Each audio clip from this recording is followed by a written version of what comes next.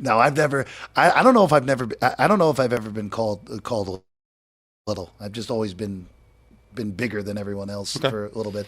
Well, I know it's not little Myles because I think his mom's a doctor, right? So good job, Myles. Way to follow in those footsteps. How you doing, buddy? Yeah, I might be doing better if I, had chosen a more lucrative career path like she did. I don't know. What's up, Doc? Right? What's up? Yeah. Okay, what do you make of these? These can be unfair, but what do you make of when fans start seeing a guy struggle as a I don't like calling everyone a nepo hire, but when you come from a family tree of coaches, when you're a Callahan in Tennessee, people start looking at it like, all right, Bill, well, not that you're blaming Bill Callahan, but Brennan Carroll is the offensive line coach for the Raiders, and right now it's not working. So I know there are some fans who are like, what the hell? What do I make of just coaching nepotism, or what do I make of specifically those people? You make anything out of what I'm making. I don't know what I'm making. I'm just asking. Open-ended. Softball. Hit a home run.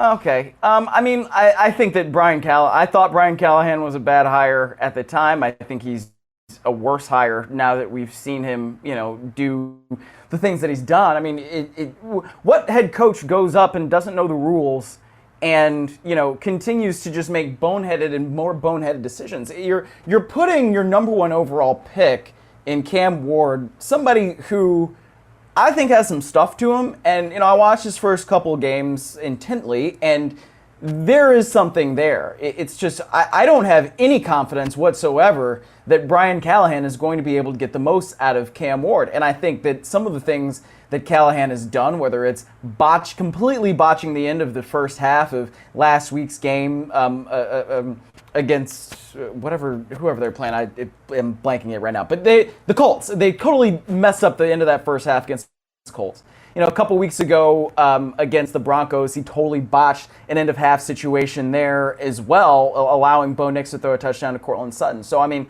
those are the things where if you are already giving up play calling, you're in year 2, and we're going into week 4, not even out of September. I mean, how is anybody supposed to have any sort of confidence that Brian Callahan is going to be the one to get the most out of Cam Ward? I don't know how you can.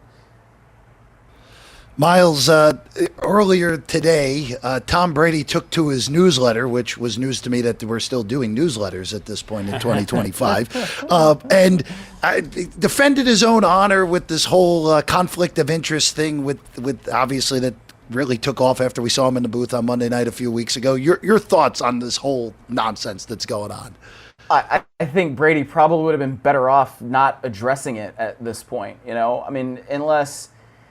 Because the way he did it was to it's everybody else's fault. You guys are, I mean, he didn't say this, but he basically said everybody else is being a hater and a loser, right? I mean, and that's the kind of tone that he struck within that newsletter, and it's just not true. I mean, we all understand that there is a conflict of interest if you are an owner for one team, a minority owner as it may be, and then you go and you're broadcasting for other teams, and you are supposed to be gathering information to be the best broadcaster you can be.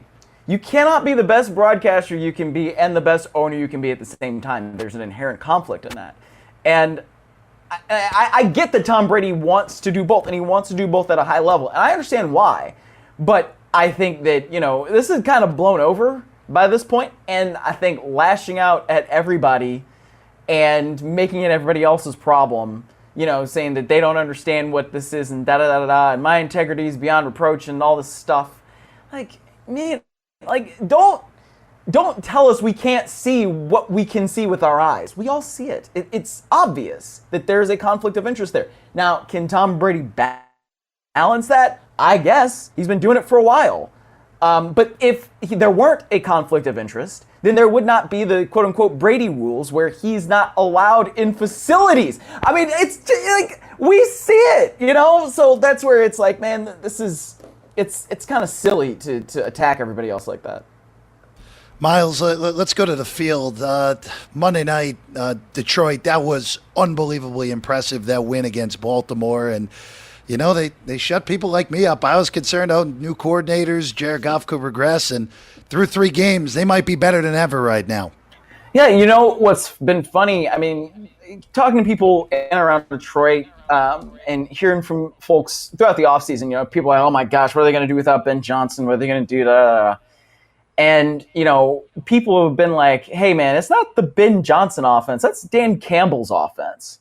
And Ben Johnson, yes, was calling the plays, and he had a lot to do with it. But that's still Dan Campbell's stuff now. And I think that we're seeing that, like people. I saw somebody tweeted the other day, the Amon-Ra St. Brown, pitch to Jahmyr Gibbs, and they go, oh, wow, they still have Ben Johnson's playbook. And I was like, hey, man, that's Dan Campbell's playbook. It's still there.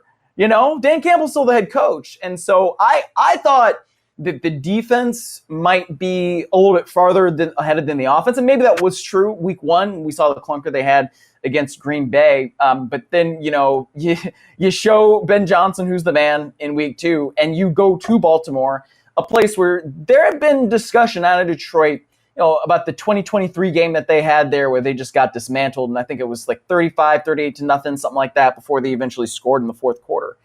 And, that was something that Detroit did remember. Even though Jared Goff tried to play that down a little bit, I do believe that it was, a bit of a motivating factor in them being able to go into Baltimore and play the way that they did. It was really an impressive showing, and I think Detroit has shown that they really are still the class of the NFC.